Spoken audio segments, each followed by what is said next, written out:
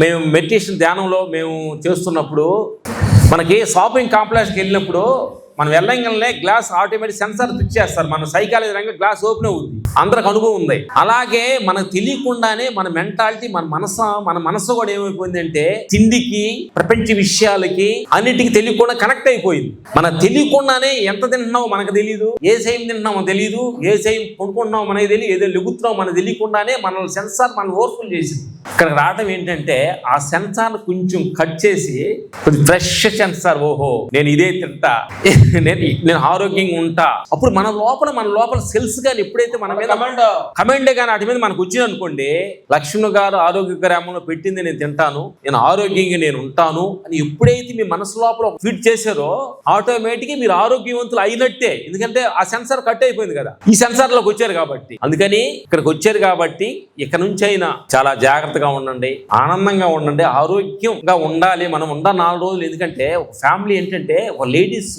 ఇంట్లో అనీజీగా ఉండనుకోండి అమ్మా, ఆ పిల్లలు, ఆ భర్త, వాళ్ళు చుట్టూరు కూడా ఆనందంగా ఉండలేదు. మీరు నవ్వుతూ అలా పలకరిస్తూ రండి కూర్చోండి అని అలా హ్యాపీగా ఉండి ఉత్సాహంగా నడుస్తూ ఆ వండిన కూరని ప్రేమతో వాళ్ళకి పెట్టారనుకోండి, ఇలాంటి ఆరోగ్యమైన ఆహారాన్ని వాళ్ళు పెట్టారనుకోండి, మీ ఆరోగ్యం ప్లస్ వాళ్ళకి అవుతారు ఆరోగ్యం. అందుకని ముందు మీరు చాలా క్లారిటీగా ఉండాలి. మీరు ఈ ఆహారం నియమాలను పాటించి మీరు ఇంటి దగ్గర నేర్చుకొని మీ ఫ్యామిలీకి, మీ భర్తకి, పిల్లలకి అందరూ కూడా పెడితే అది చాలా ఎక్స్పెండ్ అవుతుంది అనమాట. ఇక్కడ మీతోటి కాదు ఇది, మీరు దీన్ని తీసుకెళ్ళి మీ అందరికీ ఈ ఆరోగ్యాన్ని ఇవ్వాలి అనేది ఈ సందర్భంగా మీ మనస్ఫూర్తి అవుతున్నాం అన్నమాట.